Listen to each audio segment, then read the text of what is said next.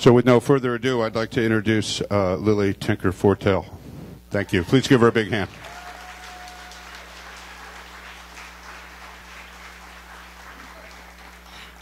Thank you, Cameron, and thank you to Lizzie and Baba and Holy Road Tours and to U.S. Tour of Duty and Mid-Missouri Peace Works. What an exciting and important evening. This is great. 7 weeks ago today, I boarded a plane that would take me from Tehran to Shiraz. As I walked to the back of the plane towards my assigned seat, I found a seat next to a woman who I will forever remember as my Iranian grandmother. I was on my 4th day in Iran, a country I traveled to with 20 other U.S. citizens in an effort to build understanding and friendship between the people of our two countries. She spoke no English, my Iranian grandmother, and I no Farsi, but as she smiled at me and looked into my eyes and pinched my chin, I was reminded of something that I already knew and that I would be reminded of 100 times over in the following 8 days during my time in Iran. Preventing a war U.S.-led or sponsored or supported with Iran is one of the most, if not the most, pressing issues of our time.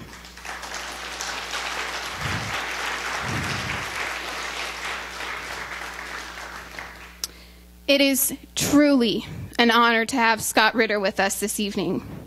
He is a champion of speaking out, of using his credibility and his experience and his insight to challenge the disastrous foreign policy the United States has been engaged in and defined by for far too long. Thanks. In a time when many of us sat disillusioned as national leaders and so-called intelligence officers pounded the drums of war in the lead-up of the United States 2003 invasion of Iraq, Mr. Ritter was one of the few public figures to stand up on our behalf and to use his voice to challenge the lies that ultimately led us into the disastrous situation in which we find ourselves today. Now, over 5 years later, people are banging the same drums, and Scott Ritter is fighting every single day to prevent a United States attack on Iran. From 1991 to 1998, he was the chief UN weapons inspector in Iraq. Before serving the United Nations, he was an intelligence officer in the United States Marine Corps and later a ballistic missile advisor in the First Gulf War.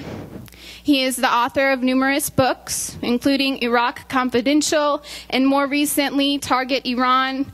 He has appeared as a guest on numerous TV and radio shows and is presently touring the Midwest, with U.S. Tour of Duty. He has a powerful message about Iran and U.S. foreign policy that is too often absent from our media, and which we will all benefit from hearing this evening. Please join me in warmly welcoming Mr. Scott Ritter.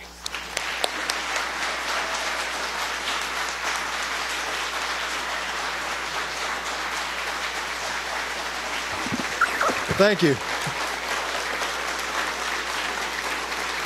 Thank you very much. Thank you for going. Yep.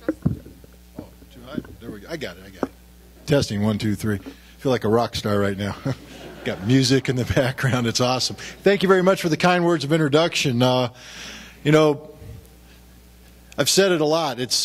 I'm sometimes uncomfortable up here. You know, I'm used to public speaking. I do it quite a bit. I prefer to do it in audiences where I'm comfortable, you know, like with full of Marines, because then I get to do that Marine officer thing, and and talk to them like this and sternly, and they have to sit there and listen. Or with firefighters, I'm an instructor. I'm a firefighter in the state of New York, and I'm an instructor. So in a room of firefighters, I'm comfortable because we're all sort of cut from the same piece of cloth. You heard that before. They're my brothers, they're my sisters. There's people that I'm ideologically aligned with. And then, gosh, I go out and I travel I meet people like Lizzie West and Baba, and I'm here with you. And I'm not going to prejudge the audience. I don't know everybody's background, but I will venture to say that you probably come, the majority of you, from an approach that's a little bit different than my upbringing. Progressive might be a word that is used to describe people in this audience. Liberal, before it became a bad word, might be a word that's used. Anarchists, libertarians, peace activists, people who believe in social justice, etc. That's fantastic. If I were to use labels to describe myself, I would say conservative, military, and I'm not a pacifist. We're cut from different pieces of cloth, you and I. There could be no doubt about that. But as it was mentioned, it may be different cloth, but it's cloth that comes from the same origin. And this is a point that needs to be made. We might come from different approaches, different backgrounds, different walks of life, but we're here tonight because regardless of our differences, the labels that we attach to one another, we have one thing in common, the most important thing. That whether you're Democrat, you're Republican, you're progressive, you're conservative, or somewhere in the middle, red or blue, it don't matter. At the end of the day, ladies and gentlemen, we're all Americans. We're citizens of the United States of America, the greatest nation, and I don't mean the greatest nation in terms of that chest-thumping, chauvinistic, we're going to take over the world kind of thing. I mean the greatest nation from the standpoint of a collection of people who came together to represent something good. And this concept is embodied in a document called the Constitution of the United States of America. It's a document that I and many others have sworn an oath to uphold and defend against all enemies, foreign, but this is a part that people don't always pick up on, and domestic. You see, the Constitution of the United States of America can come under attack from any number of directions.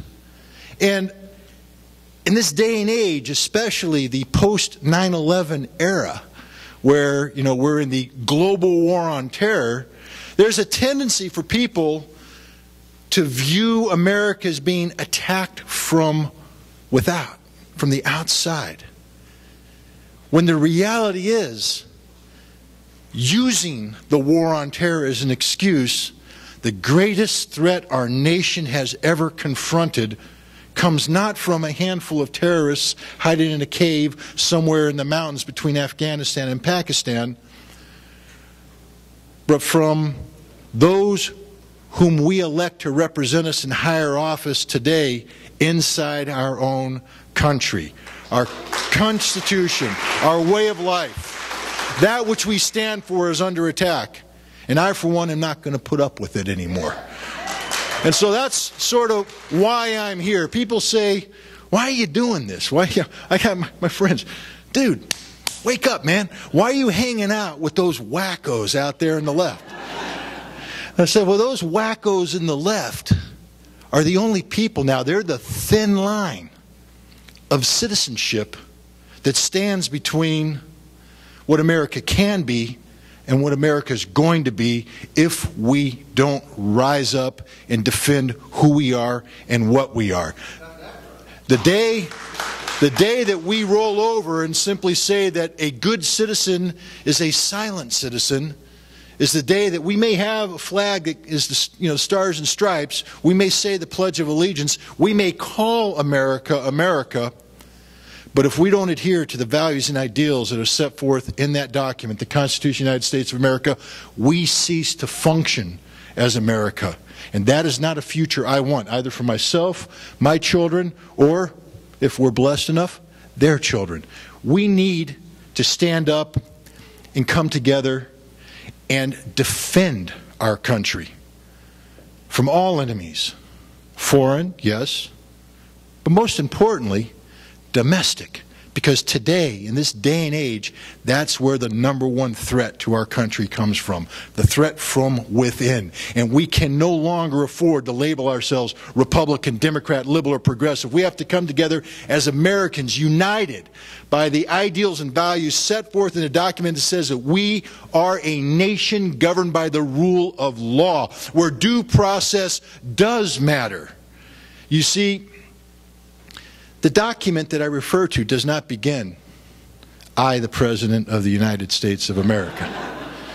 It doesn't begin, "We, the Congress of the United States of America."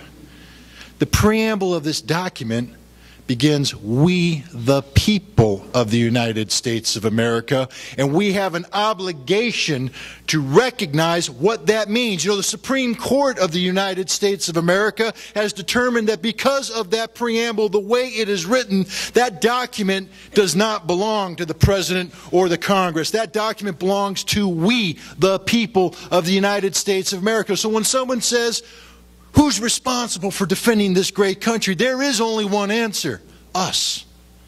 Us. It's our job. And that's why I'm here. That's why I'm here talking with you today. Because as a citizen of this country, it's incumbent upon me, upon you, on all of us together to defend that which we stand for. And it's a good thing. The Constitution is not a document that embodies imperialistic values. A perversion of the Constitution is manifested in the current national security strategy of the United States of America, embodies the concept of global empire. But the Constitution stands for basic human rights, civil liberties. It places value in the individual. It also speaks of the necessity of coming together as the collective, but it's a collective of individuals whose rights must be protected. And what we cannot allow to occur is what is occurring today, where we collectively allow ourselves to succumb to fear. Fear of the unknown, the global war on terror, those people, them, whatever. And we say that we must have security. We must be secure from that which we are afraid of. Therefore, we are willing to give up the liberty that defines America. So we sacrifice freedom. We sacrifice liberty in the name of security. America's first volunteer firefighter, Benjamin Franklin, once said, you're probably going to get a lot of fire analogies tonight, you got to forgive me. Benjamin Franklin said that those who are willing to sacrifice liberty in the name of security deserve neither and will get neither. And that's the bottom line. There is no excuse for America to sacrifice its ideals, its values, anything set forth in the Constitution because of fear of outside oppression. Some people say the Constitution is not a suicide pact, that we can't sit here and say that we will allow ourselves to be sacrificed in defense of the Constitution. I beg to differ. Because when one examines, and believe me, I treasure life as much as anybody else, but when one examines that which one is willing to lay one's life down for, the Constitution stands at the top of the list if you are an American. Because once we lose the Constitution, there frankly isn't anything left that defines America. And then life in this country isn't as special as it once was. If this is a nation that's willing to forego individual freedoms, individual liberties, then what's to separate us from the rest of the world? Nothing. Nothing. I want my family to grow up in this great land. I want my family to be blessed with the freedom and the liberty and the justice that isn't necessarily the reality of America, but the promise of America. See, that's what makes America the greatest nation on the face of the earth, not the reality. Hell, we can sit here and all day go blue in the face talking about the faults of our country, and there are many. There were faults the day this country was formed. I mean, just ask the women in the audience. Did you have the right to vote 227 years ago? No. Ask anybody who's not a white male if the Constitution was perfect, and the answer is no. The nation wasn't perfect, but we grew. We grew, and over the course of time, we have matured, and we continue to mature. We aspire to be better than we are, but that which we aspire to is derived by that document. So this is what we need to defend. And whether you're a Republican, you're a Democrat, it doesn't matter. We're Americans first and foremost. And so that's why we're here tonight. Now, some people say, okay, nice, but why are you here? What gives you the right to stand here with this little microphone and speak in this manner? I say, I don't know. I'll be honest, because I'm really no different than you. You know, I got this reputation of being a weapons inspector. And some people call me an expert on certain subjects. I hate that term expert because I know how it's been used and abused over time. Weapons inspector. What is a weapons inspector? I mean, somebody goes after chemical weapons, biological weapons, nuclear weapons, long-range ballistic missiles. That's sort of the classic definition of a weapons inspector, is it not? So if you're going to go after chemical weapons, shouldn't your resume say something about having a specialty in chemistry? If you're going to go after biological weapons, I would imagine biology is a good subject to be a master of. Nuclear weapons, there's that nuclear physicist thing. And of course, there is a role for rocket scientists if you're going after ballistic missiles. Study my resume and you'll find that I am a history major. Liberal arts is my specialty. People say, how'd you get to be a weapons inspector? And I say simply, it's because I am a history major. You see, I went to college and decided I was going to be a history major. They said, okay, you got to have a foreign language. Now, my dad was career military. I grew up overseas, graduated from a high school in Germany back in 1979, an American high school. And I have a German last name, Ritter. So I figured that I was genetically programmed to know and comprehend the German language. So I said, I'll just take the German language. This should be a breeze for me. About a couple months into the course, the professor came up to me and he said, Scott, you're a really nice guy. I like you. Love you to death, man. Do me and you a favor and withdraw from my class now. I said, well, why? He said, because you're just not getting it, son. You're going to fail. I have no choice but to fail you because you're about dumber than dirt when it comes to learning the German language. So I withdrew. I still wanted to be a history major, but now I had to take another language. So in between playing football and drinking beer, I took the Russian language. Now, I can't say that I'm genetically programmed to speak Russian. Anybody who has ever heard me speak Russian knows that this is not true.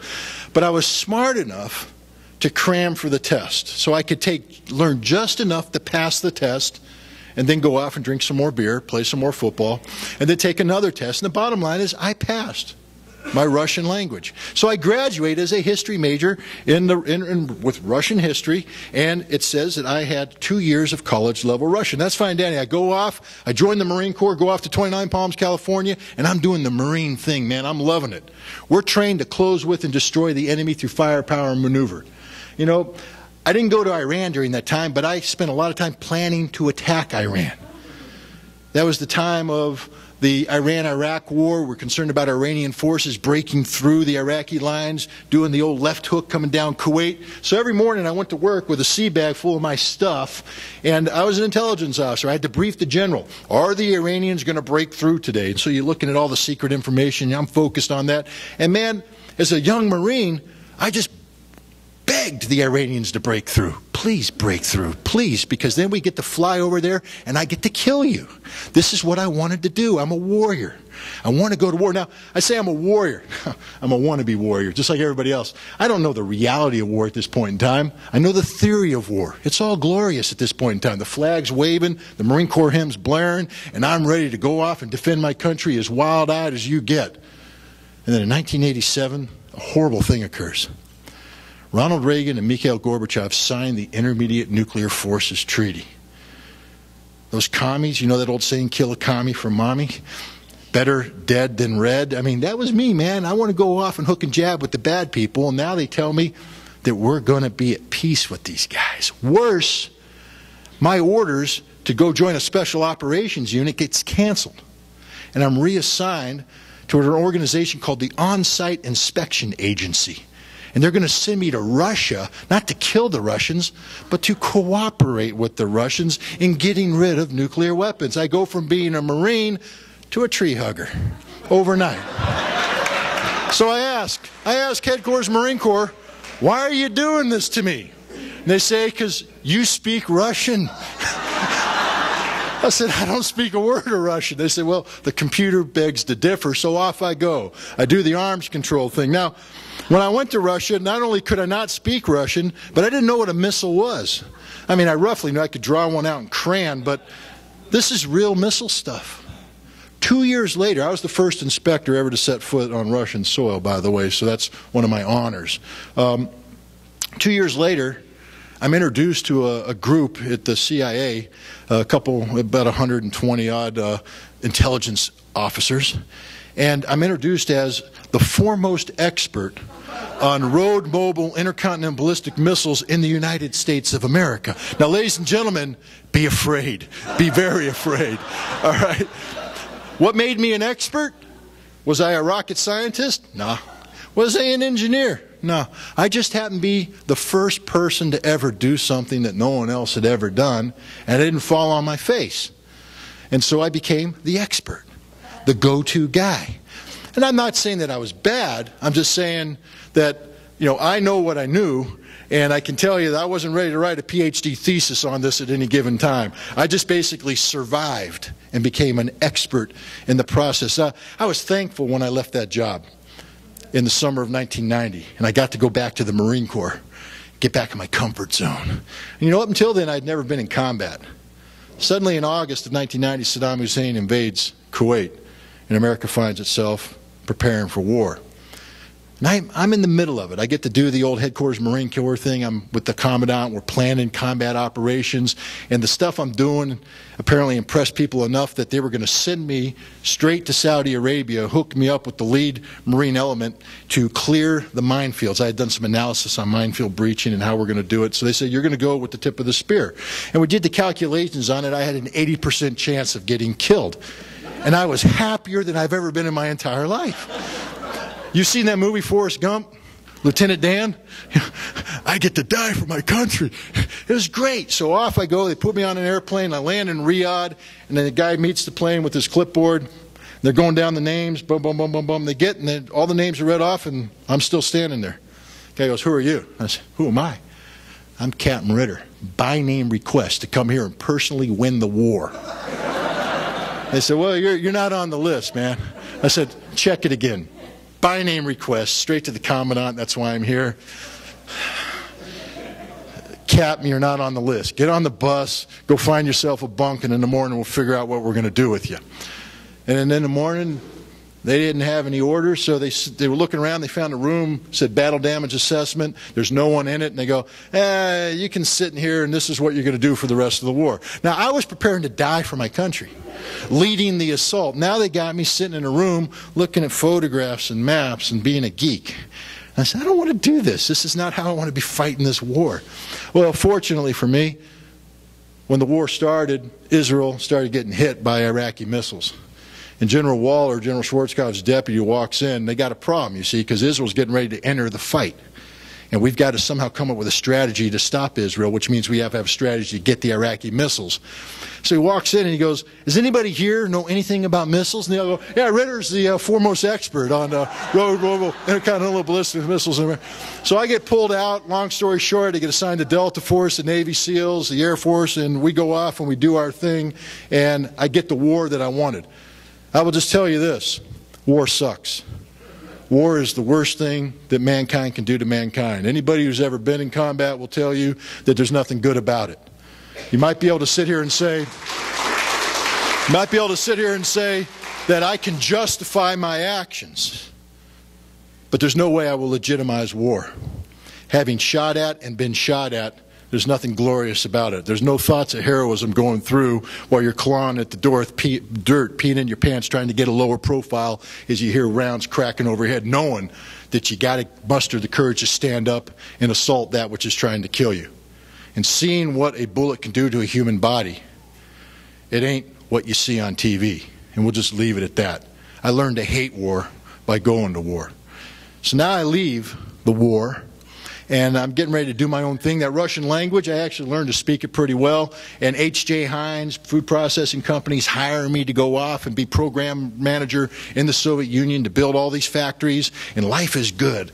My wife and I are up in New Mexico where my parents live, and we're looking at $250,000 homes going, yeah, we'll take one of those. And we'll take that swimming pool. That's good. Yeah, you know, I've always wanted a Porsche. I'll take one of those. And right about August 1991, you turn on the television, and there's Boris Yeltsin standing on a tank. The Russian Revolution. H.J. Heinz pulls out of the Soviet Union. My job disappears, and I'm now filling out applications to the New Mexico State Police, living in the extra spare bedroom in my parents' house. When the phone rings, it's the United Nations. They say, we got a job. You see, at the end of the war, the international community decided that Iraq had to get rid of its weapons of mass destruction, chemical weapons, biological weapons, nuclear weapons, etc. And they sent in inspection teams to do it. Now, the initial inspection teams were actually populated by real experts. Guys that were biologists, chemists, nuclear physicists, rocket scientists doing their job. They all had really thin necks, really thin arms, pale white skin because they've never been outside of a laboratory. And they didn't know how to really talk to people. They'd sort of beep at them. Beep. Beep. And they went into Iraq to do their job. And they're pretty good, except the Iraqis weren't playing the game. You see, beep, the Iraqi goes, that's the sound effect, by the way, of a round being chambered into an AK-47 as the Iraqi guard points it at the inspector and says, you're not welcome here. Beep. And that's how the inspections went initially.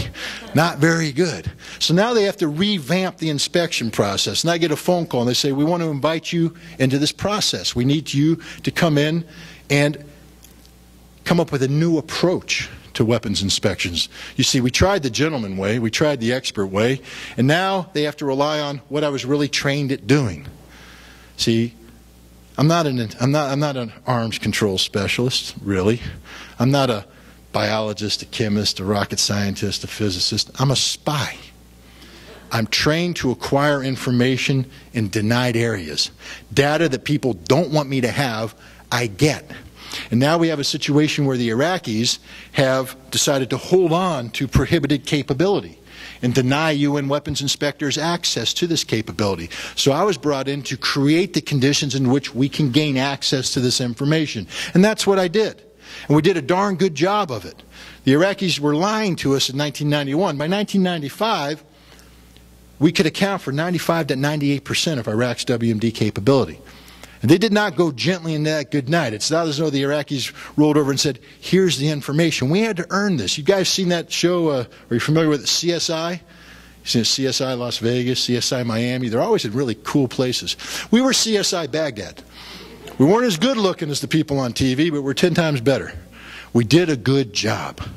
The Iraqis, I liken them to like drug dealers who flush the drugs down the toilet. You know, the cops come in, raid the house, bang, bang, police, we're coming in, flush the drugs. And on the drugs go. And now the cops come in and they say, where are the drugs? And the drug dealers give an honest statement. There are no drugs in this house. The cops say, where are the drugs you had? Now they lie. We never had any drugs in this house. Well, this is the Iraqis. You see, we're hot on their tail. So in the summer of 1991, they blow up all their WMD and bury it underground without telling us. So we say, where's your WMD that you're hiding from us? There is no WMD in Iraq, an honest statement. Well, where's the stuff that you were hiding from us? We were never hiding WMD from us. That's a lie. So now we have to forensically reconstruct the Iraqi weapons programs and prove to the Iraqis that, in fact, they had weapons that they failed to declare. The Iraqis admit that they had lied, but now, instead of giving us actual weapons, they have to give us bits and pieces. They tried to hide 98 missiles from us. Instead of giving us 98 missiles, we went to a desert field that had nothing. We had to dig down, become forensic archaeologists, pull the stuff up from the ground, the little bits and pieces of missiles. We had to take the serial numbers off the missiles. We had to go to Russia that produced the missiles, match each serial number with a component, each component to a production log that put it to a missile, and then take it to an invoice that shipped it to Iraq. And after reconstructing that, we could account for 96 of 98 missiles. Pretty good. Pretty good. I went to the CIA and reported that we were closing the books on the Iraqi missiles, that we could account for them all.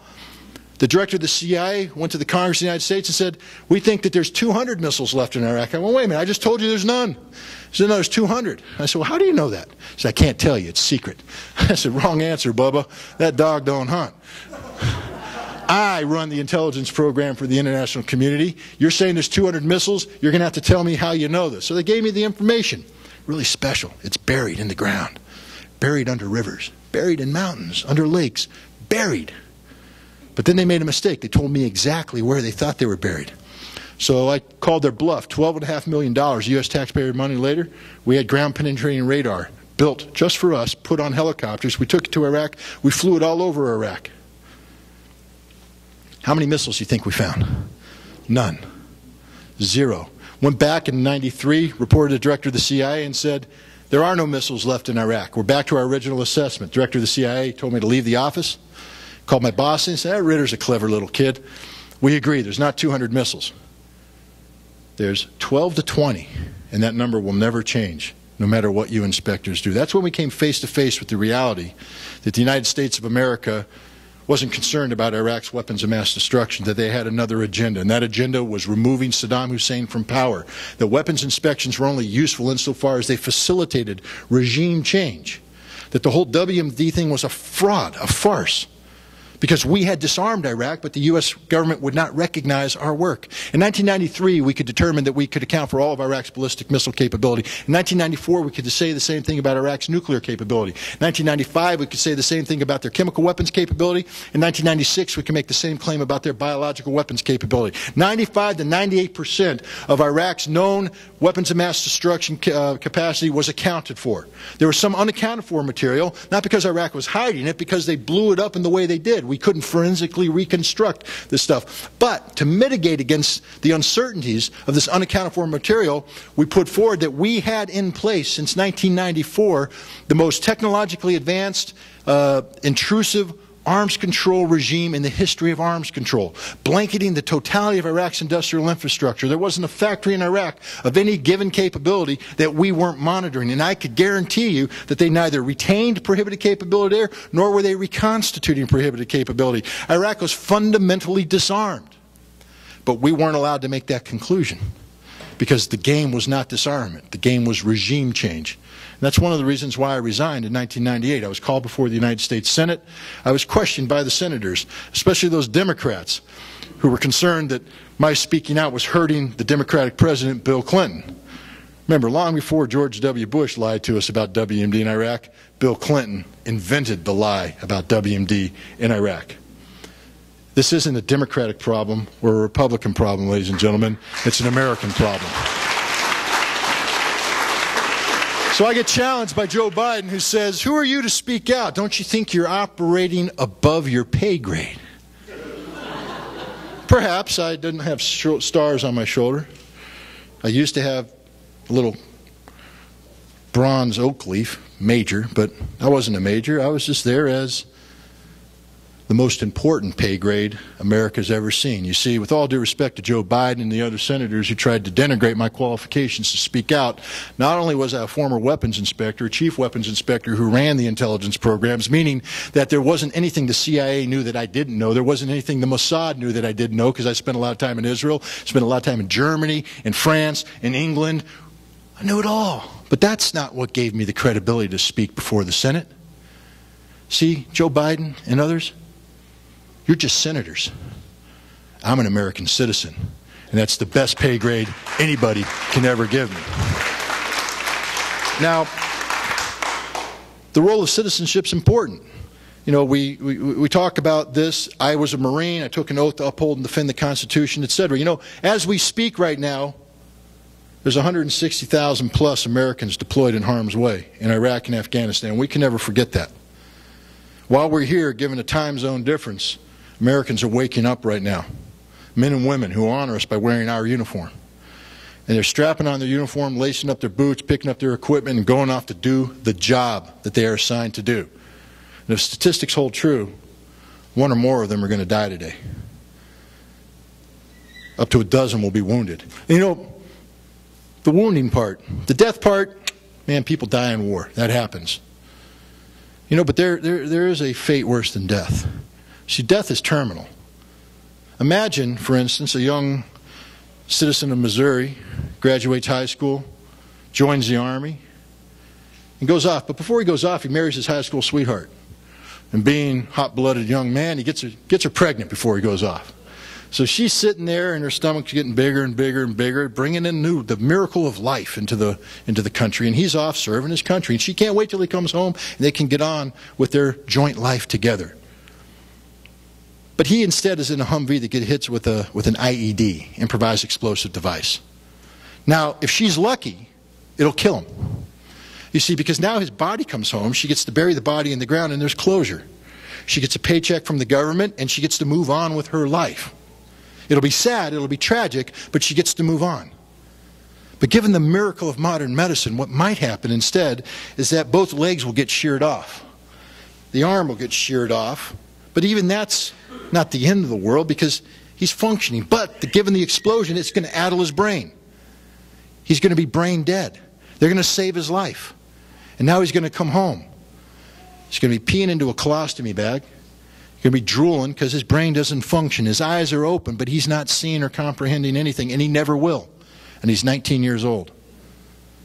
And now she's stuck with him. She has to care for him for the rest of his life. And his family's stuck because she can't do it by herself. And so this brave young man who went off to serve his country has come back and condemned his immediate family, those who he loves, those who he's willing to sacrifice his life to defend. He's condemned them to a fate, frankly speaking, worse than death. Now, I love progressive audiences. You guys are awesome. Right in the back there, you got that table. It's got all those little bumper stickers, and it's got all the little buttons. And you guys wear T-shirts that are colorful, and sometimes they have amazing little messages on them. Progressive people are very expressive people. It's good stuff, man. Go look at the cars. How many bumper stickers are you going to see out there in the cars? It's cool things. I mean, I see it everywhere I travel in the country. And these bumper stickers sometimes make you think. Like traveling in Marion, California, you see the Nader sticker on a Cadillac Esplanade. Put two and two there, guys. Or over in New York, I got a firefighter buddy, big old patriotic redneck boy. Got a old Ford F-150, all rusted out. Tailpipe's ready to fall off, and on the back's a faded bumper sticker with Old Glory. It says, "The power of pride." And I keep looking at that going, what message are you trying to send here? Now, the bumper sticker is amazing. But, you know, I love bumper stickers. They're expressive. But there is one bumper sticker that I hate with a passion. It's that little yellow bumper sticker. The magnetic one you've seen, the ribbon that says, "Support our troops." I hate this sticker with a passion because it's one of the biggest lies ever promulgated. Because simply by putting that sticker on the back of cars, people say, "I'm doing my duty. I'm supporting the troops." I think not. Is that bumper sticker going to help that 19-year-old wife care for her permanently crippled or disabled husband? Help that family care for their son or daughter? No. And what about the soldier that comes home physically intact but mentally destroyed by what he or she has seen because of war? The taking of human life is a horrible thing, and once it occurs, once you participate in it, it scars you forever. You will never forget what you did. Are we there for them, all those people who put "Support the Troop" on the back of the cars? Do we really support the troops? Do we support the troops collectively as citizens by applauding them as they go to war? No. It's absurd. See, when a president declares war, sends troops off to war, it should become a national day of mourning. The flag should be flown at half-staff. Not because we're defeatists, but because we need to recognize that what we have done is not glorious, that we have condemned thousands, if not tens of thousands, of our nation's finest to being casualties, either wounded, dead, or mentally afflicted. Because nobody comes... Pardon? Well, the goddamn president is the one who is the commander-in-chief, and with all due respect to the Congress, they have abrogated their ability to declare war decades past. The Congress, I think, passed something called the War Powers Act that gives the president 90 to 180 days of carte blanche. So you don't even need a war powers resolution. The president right now can pick any point on the face of the earth and engage it militarily with all the constitutional authority he needs. Now, after 90 days, he should go to Congress and seek permission. Or, if it's inconvenient after 90 days, he can automatically extend it to 180 days. And, so... Now, it's the President of the United States that talks to the American people and says, I'm sending our boys and girls off to fight and die. And yet, what do the Americans do? USA, USA, big patriotic parades. It's all BS, ladies and gentlemen. If we cared for our troops, we would mourn the day they were sent to war, and we would ensure, as citizens of the United States of America, that we did everything possible short of war to ensure that before we send these Americans off to fight and possibly die in our name, that it is a cause worthy of the sacrifice they are about to make. Support the troops, my ass. We don't support the troops, ladies and gentlemen. We disrespect the troops. We disrespect them every second. We remain mute about not only the illegal war that's being waged in Iraq, but the irresponsible conflict being waged in Afghanistan. And we condemn the troops, spit in their face, as we collectively remain silent in the face of the potential of conflict with Iran. We don't support the troops. And we should at least be honest enough to say so and take those ridiculous yellow stickers off the back of the cars, because it is just living a lie as those stickers are out there. I hate these stickers with all my heart. I support the troops, but I do so with a little bit more than the meaningless symbology of a little yellow sticker on the back of my car. Now, some people will say, wow, you're a little bitter there, man. Yeah, I am.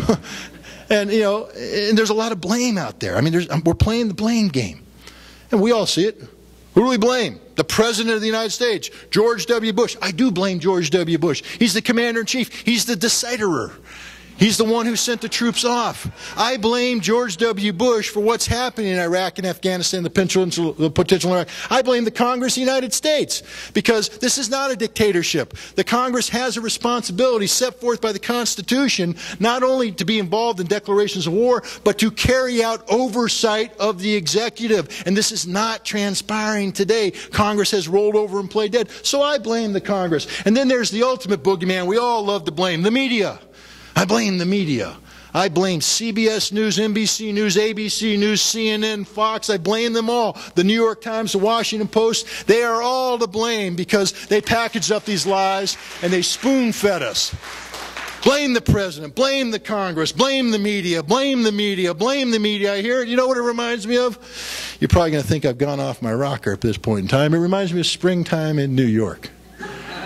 And you can sit there and go, dude, you have gone off the deep end. Why did I say spring? You live in Missouri. How cold do your winters get? Do they get cold here? Well, they get really cold up where I live in upstate New York, you see. When the winter comes in, the place freezes up and all the birds fly south. And then you sit there and you shiver as the winter goes on, and you wait and springtime comes and the sun comes out and the miracle of life blooms before you. Grass grows, leaves come out, flowers, and the birds come back from their hiatus. And the birds are very, very productive little creatures. You know, they fly around, they get twigs, they get branches, and they build nests, little homes in these trees. They build them right outside my office where I work at home. And then the miracle of life occurs. They lay eggs. And the mama bird sits on the eggs, and they hatch. And out from the little eggs come tiny little baby birds. And they're so beautiful. They sit there and they go, tweet, tweet, tweet, tweet, tweet. And mama bird's sitting on the branch. She hears them tweeting. She flies off because she knows what they want. She goes, gets it. The little worms, the insects, she eats them, puts them in her gut. Then she flies back, and the little birds are going, tweet, tweet, tweet. Mama bird lands it, and she pukes down each one of their throat. And the little birds are so happy because they got exactly what they're asking for. And it reminds me of the American people when we turn on the television and we go CBS Evening News, tweet, tweet, tweet, and they puke down our throat. We get the New York Times and we grab the New York Times and we read it and we go tweet, tweet, tweet, and they puke down our throats. We're little birds, ladies and gentlemen. We get exactly what we want. We can blame the media all we want, but at the end of the day, it's our fault because we have allowed ourselves to be programmed as tiny little birds willing to receive puke with a smile on our face. We have to stop being little birds. We have to break the little bird syndrome. We have to become what I call citizen intelligence officers, hunter raptors of information. Now, I'll give you a little quick course on how to be a citizen intelligence officer. It's a 5-step program. That's 7 steps less than AA, so it's easy. It's really easy. We can break this addiction to beer puke. It's 5 easy steps. Step number 1, the most important step. Ask the question. You see, when you grab the newspaper, look at the headline. Did you write that headline? Did you sit in on the editorial meeting that decided what that headline was going to be, what the lead story was going to be? No. So when you grab a newspaper, you're allowing others to define what it is you're going to receive. You're a little bird tweeting away and they're puking away. You turn on the TV. Did you sit in on the production meeting and decide what the lead story was going to be? No. You see, you have to divorce yourself from this and ask the question, what do I want to know? What information do I need to have? I am now in charge is what you're saying. I am asking the question. Step 2, collect the information. Now you go and read that newspaper. Now you go and watch those TV shows. But you see, you've already said I'm in charge because you've reestablished the relationship. It's not them puking down your throat. It's you determining whether or not you're going to consume this information. You now have a choice. I sort of call it the London version of intelligence data collection. You see, I travel to London a lot. I go to London hotels, great place. And usually if you pay all that money, you get a nice British breakfast.